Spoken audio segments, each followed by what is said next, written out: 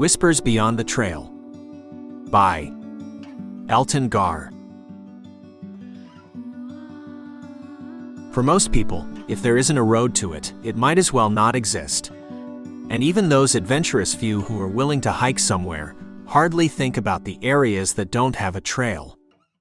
If they were asked, they would likely say that if there was anything worthwhile, there would be a road there. But there are a few of us who like to visit those obscure places. Not the places talked about on listicles like Sci-Fi Village, Arizona, that are hard to get to, but also well-known. But places that don't have tourists or even names. You may assume that those few who visit those places just go to say we did it. Perhaps to be as far away from other people as possible, or to prove something. That may be true of others. But the deeper truth is that those places are hidden for a reason, and often the things there, the government or even the place itself don't want to be found. Until recently, most of the places I found were guarded so that I only saw hints of what was there. One of them by what I assume was the military, though they didn't have any insignia to prove that. Just blue shirts, green pants, and rifles. They also had a 10-foot fence with barbed wire in the middle of the woods, 15 miles from the nearest dirt road and several from any marked trails. The other was guarded by something else. I don't get scared easily. I'm the type of person who hikes miles through the woods alone to some of the most remote and unexplored places in America for fun. But even before I reached the location, I began to feel a natural dread. The animals in the area must have felt the same because there were no animal trails. The world was silent without birds, chipmunks, or even crickets. Then I saw the creature. It was twice the size of the biggest elephant I've ever seen, with bulges in places that made no sense and twisted masses of flesh that were limbs. I saw it begin to turn towards me, but before I got a good image of its face I turned, having only seen eyes and teeth.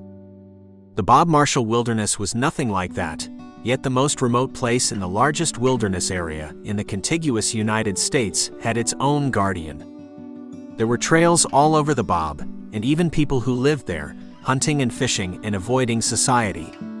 But all of them avoided one small area. You might expect rumors would keep people away, but it wasn't that. The places I go are the ones that avoid rumor and story. Instead, it was just difficult to get to. There were mountains, of course, it is Montana, but people who hike 20 miles deep into the wilderness in Montana don't mind a mountain. And yet I found myself turning away from it, even though I knew exactly where I was going. Even the compass didn't work quite right. It didn't spin or any of the things you might see in a movie, it was just off a few degrees. Enough that by following it, I skirted along the edge of my target rather than walking into it. I circled the area for almost a week, trying to get to it. My supplies slowly dwindled, and I began to consider that I might need to hike out for more supplies. But I am stubborn, which is the only reason why, in the afternoon of the 10th day of my trip, I crossed over a small hill and saw a small home. You likely are thinking of a log cabin, deep in the woods. That would have been surprising enough. Or perhaps an old home from the last century that had been built using supplies brought here by horse. But it wasn't. This was a house that wouldn't have looked out of place in any city. Not recently built, but perhaps 20 years old. It looked newly painted, the windows were clean, and the thick grass lawn looked as if it had been recently mowed. There was even an apple tree in the front yard, though the winters in Montana meant that didn't make much sense. Unlike before, there was no dread. The only odd thing was that as I approached, I found myself thinking of all the other things I could be doing. There was a beautiful view only a few hours away. And being here at all was costing me a fair amount of money, as I was away from my job. And wouldn't it be nicer to go fishing for the day? I don't even like fishing, but I almost went, and I'm quite certain that, if I hadn't been so focused on getting to this place, I would have wandered off. This isn't a place you can just find. You can only get there by intention. It still didn't explain the house. Once I reached the porch, I walked up the steps and rang the doorbell. There was a deep gong, then after a few seconds, the door opened. There was no one else there. So I called in. It was possible that the door hadn't been secured, since it seemed unlikely that they were expecting visitors. There was no answer. No reason to believe anyone was here. Perhaps the same thing that had almost convinced me to leave had sent everyone else away too. Inside, the house was eerily immaculate. The furniture was dust-free, the air was stale yet didn't carry the musk of abandonment. It felt like someone had just stepped out, perhaps to check the mail, and would return any moment. Yet there was an undeniable heaviness, a sense of solitude that seemed almost palpable. I moved cautiously through the hallway, drawn towards a soft humming that resonated from the back of the house. The sound was comforting, like a forgotten lullaby, but with each step it seemed to echo the loneliness of the place. I found myself in a small study, where an antique radio sat on a desk. The room was lined with bookshelves filled with an eclectic mix of literature, from well-thumbed classics to obscure scientific texts. A quick glance revealed many volumes on local folklore and several detailed maps of the surrounding wilderness. It was a treasure trove that I could spend a lifetime exploring. The soft humming stopped abruptly, replaced by a subtle static crackle from the radio. My heart raced, expecting a voice to break through the static, but none came. Instead, a sudden gust of wind shook the window panes, causing me to jump. It was then that I noticed a series of photographs on the wall.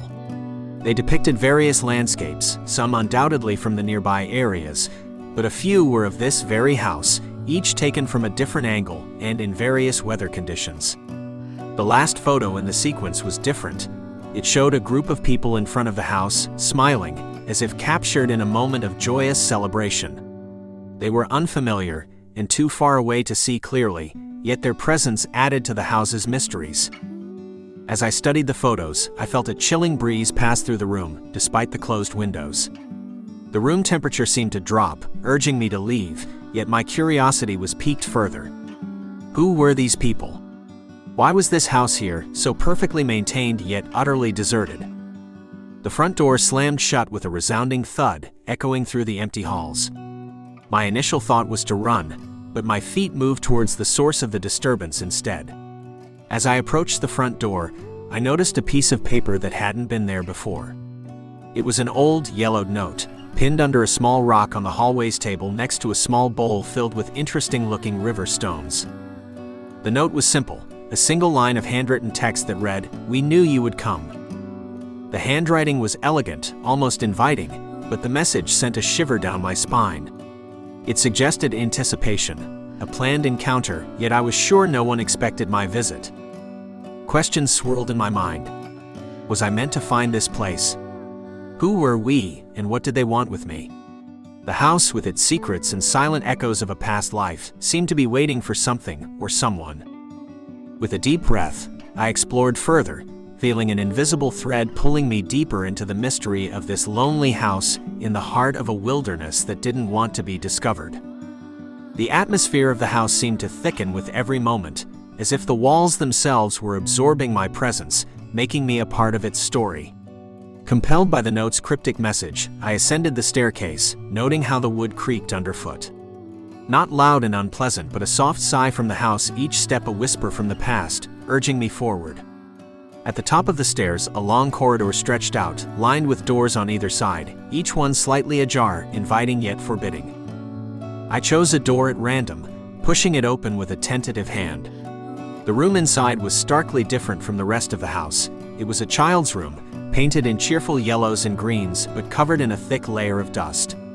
Toys lay scattered on the floor, and a small bed with a faded quilt looked as if it had been slept in ages ago. The contrast between the maintained state of the rest of the house and this room's neglect was jarring, but there was something familiar about the room. A framed picture on the bedside table caught my eye. It showed a young boy with bright eyes and a mischievous smile. His image seemed to watch me, his eyes following my movements around the room. The air grew colder, and the faint sound of laughter echoed down the hall, chilling yet oddly comforting. It was as if the house were alive, sharing snippets of its hidden past. I left the room, drawn by the laughter that floated through the air like a beckoning hand. Each room I entered told a story. A dining room set for a meal that would never be eaten. A pantry filled with cans and boxes of food with strange labels from brands I had never heard of. a music room with an upright piano whose keys seemed to move subtly, as if a phantom pianist were at play. Finally, I reached the end of the hallway where a large oak door stood slightly open, the laughter now a soft murmuring behind it. As I pushed the door open, a rush of wind greeted me, and I stepped into what appeared to be an artist's studio. Canvases littered the space, some covered with dust sheets, others proudly displaying vibrant landscapes and portraits. A large canvas on an easel caught my attention. It was a painting of the house as seen from the hill I had crossed hours before. The details were exquisite, showing every blade of grass and the light on the windows just as I had seen them. Beside the canvas, a palette lay abandoned, the colors dried and cracked, yet a single fresh smear of green paint glistened. It was uncanny, as if the artist had just left the room. I approached the window, looking out at the scenic wilderness, and saw movement in my peripheral vision. A shadow darting past the window quickly, too quickly to be human. The laughter had ceased now, replaced by a palpable silence. I turned back to the room, heart pounding, and noticed another note lying on the floor near the door. It read, "Look outside, they are waiting for you." Tentatively, I moved back to the window, peering into the wilderness. There on the edge of the woods, figures stood watching the house. They were too far to see clearly, but they stood unmoving, a group gathered as if awaiting my next move. The mystery of the house was deepening, each clue leading me further into a labyrinth of questions. Who were these watchers? What did they want with me? And most importantly, what was the true nature of this place, hidden away from the world, yet so vibrantly alive with the echoes of its past? The answers seemed to lie just beyond my grasp, within the silent stories of the house and the shadows that watched from the woods. The tension in the air was palpable, as I stared out at the figures lingering at the forest's edge. They seemed ethereal, almost part of the landscape, yet undeniably there. With a mixture of trepidation and resolve, I decided it was time to confront the mystery head-on. I gathered a flashlight, some provisions from the surprisingly stocked pantry, and set out toward the woods, the note's final words echoing in my mind. "They are waiting for you." As I approached, the figures remained motionless, their features becoming clearer with each step. They were not quite human, their forms subtly distorted, blending natural elements like bark and leaf with human-like silhouettes. The closer I got, the more the air filled with whispers, voices overlapping in a symphony of hushed tones. One of the figures stepped forward, its features more distinct now, a fusion of human and nature. "You have come," it spoke, its voice like the rustle of leaves. "We have awaited your return." "My return?" I echoed, confusion lacing my words. "You were here before, long ago," another figure added, moving closer into the dim light. "You were one of us, before you chose to forget, to live among the others." Memories flickered at the edge of my consciousness, elusive and fragmented. Scenes of the house, laughter, painting in the studio, it felt familiar yet distant. Why would I leave? And why come back now? "The cycle of return is your destiny, as is the leaving," the first figure explained. "This house, these woods, they are part of you as much as you are part of them. The house and you, its guardian, keep the balance and guard the edge between our world and this one." "The notes, the photographs, the paintings," I murmured, piecing together the clues. "They were all meant to guide me back here." "Yes," a third figure affirmed, stepping forward with a gentleness in its posture. "You left reminders for yourself, knowing the day would come when the balance needed to be restored. The house and land sustain the gateway, and you, as the keeper, renew its strength. Without that strength and your visits, we could turn into monstrosities that should not exist in this world." The revelation sank in, heavy and profound. The laughter, the dread, the welcoming and repelling forces of the house, it all made sense now. This place wasn't merely a house, it was a sanctuary, a pivotal point on the threshold between two realities. My role was to maintain that balance, to remember and keep the passage and the passengers safe. But why the isolation? Why the secrecy? I asked. "To protect it," they responded in unison. "Not all understand or respect the balance. Your solitude ensures the gateway remains undisturbed, known only to those who truly belong." With a deep, calming breath, I accepted the truth. I looked back at the house, its windows catching the last light of the day, and felt a deep, intrinsic pull, a connection rekindled. "Thank you," I said to the figures, feeling a newfound peace. "I remember now, and I'm ready to assume my role again." "The leaving and the wandering is your role as much as being in this place," they said. As I walked back to the house, the figures faded into the woods, becoming part of the landscape once more. Inside, the house no longer felt empty or mysterious, it felt like home. I resumed painting, each stroke a testament to my acceptance and commitment. The house, the land, and I were intertwined, guardians of a threshold that hummed with the quiet power of an ancient promise kept. Thus, I embraced my destiny as the keeper, ensuring that the balance remained. The mirror in some way to the eldritch horror I had found in that other place, and perhaps even the military camp. Protectors of the hidden places where this world comes in contact with others. Where the balance of the world could be kept or lost. I will stay here for a while. Perhaps months, perhaps years before I once again give up the memories of this place and travel back out into the human world. Author's note. There is something magical about the unexplored. The problem is that we live in a world with billions of people, so there aren't many unexplored areas. That's one of the reasons I like stories so much. They are the chance to go into strange places, and writing stories lets me be the first one to discover those places. I hope you enjoyed our explorations together.